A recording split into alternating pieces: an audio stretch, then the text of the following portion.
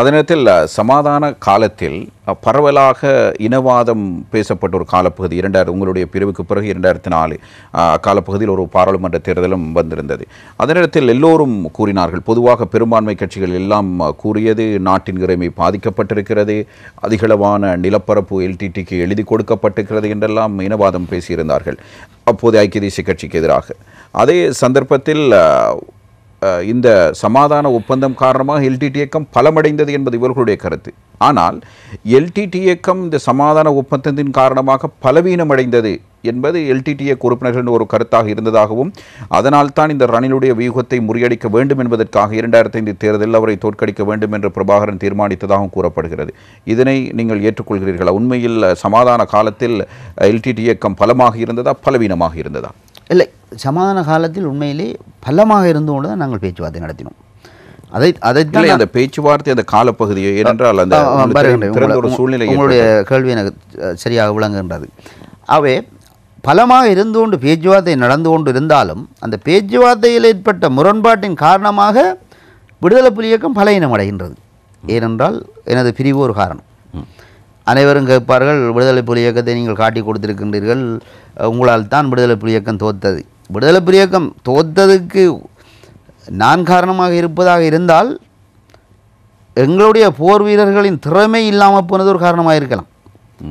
அதுக்காக நாங்கள் மாத்திரம் விடுதலை புலி என்று கூற முடியாது. நீங்கள் பல தளபதிகள் இருந்தார்கள், பல போராளிகள் இருந்தார்கள், என்று வடக்கை சேர்ந்த பல போராளிகள் இருந்தால் அவர்கள் வென்றிருக்கலாமே. கிழக்கு போராளிகள் இல்லாட்டி வெல்ல முடியாதா யுத்தத்தை என்கின்ற ஒரு கேள்வி இருக்கின்றது. அது ஒரு பலவீனமாக இருக்கலாம். ஆனால் அதே காலத்தில் ஒப்பந்த காலத்தில் விடுதலை புலி இயக்கம் தந்திரோபயமாக உடன்படிக்கைகளை மேற்கொண்டு பல்லாயிரக்கணக்கான ஆயுதங்களை இறக்கி குவித்ததும் வரலாறு. அது வளமையாக நடக்கிற விடயம்.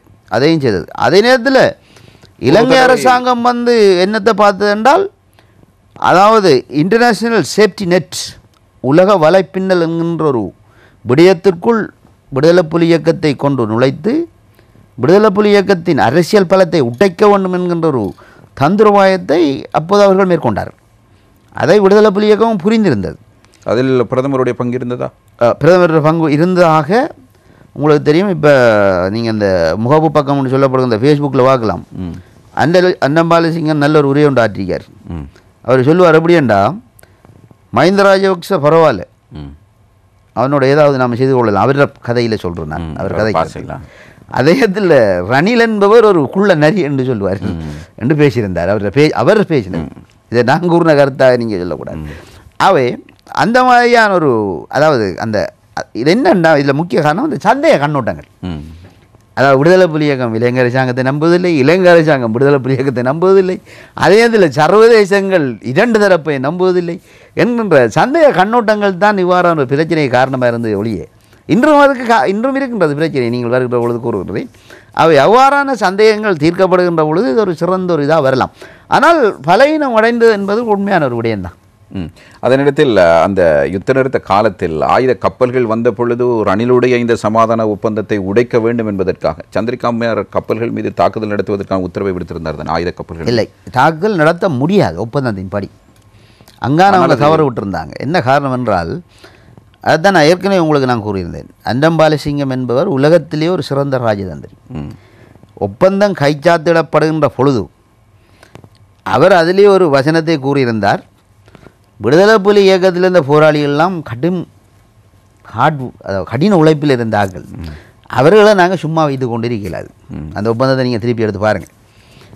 தே ஆர் ஹார்ட் ஒர்க்கர்ஸ் என்று தான் அந்த அவர் சொன்னது. We can keep them without any things. ஒன்றுமே அவர்களை ஒன்றும் இது பண்ணாமல் நாங்கள் ஈடுபடுத்தாமல் வைத்திருக்கலாம். அப்போ அவர் அதில் ஒப்பந்தத்தில் 2 விடயத்தை சேர்த்து விட்டார். ஒன்று, நாங்கள் எங்களோட போராளிகளை வச்சு மீன் பிடிக்கணும். கடலில் 3 கிலோமீட்டருக்கு நாங்கள் போகணும். ஏண்டா எங்களோட கடப்புலியில் வந்து சும்மா வச்சிருக்கல அவங்கள. இனி எங்களுக்கு அவங்கள அதில் ஈடுபடுத்தி அவங்கள மீன் பிடிக்கிறதுக்கு உறவு அனுமதி தரணும். உடனே இவங்க ஓம் பண்ணிட்டாங்க ஐக்கிய தேசிய கட்சி. 2வது முதல் மாதம் 100 பேர் உள்ள நுழையலாம், 2வது மாதம் 200 பேர், 3வது மாதம் 300 பேர், 3வது மாதத்துக்கு பிற்பாடு எத்தனை ஆயிரம் பேரும் எங்கேயும் போகலாம். எங்கள் இலங்கை பூராவும் விடுதலை புலி இயக்கம் ஆயுதம் இல்லாமல். அப்போ இந்த உடன்படிக்கையும் பலனாக அந்த கப்பல்கள் வரவை தடுக்கிறதுக்கு அவங்களால எல்லாம் போயிட்டு அதுதான் உண்மையாக இருந்தது.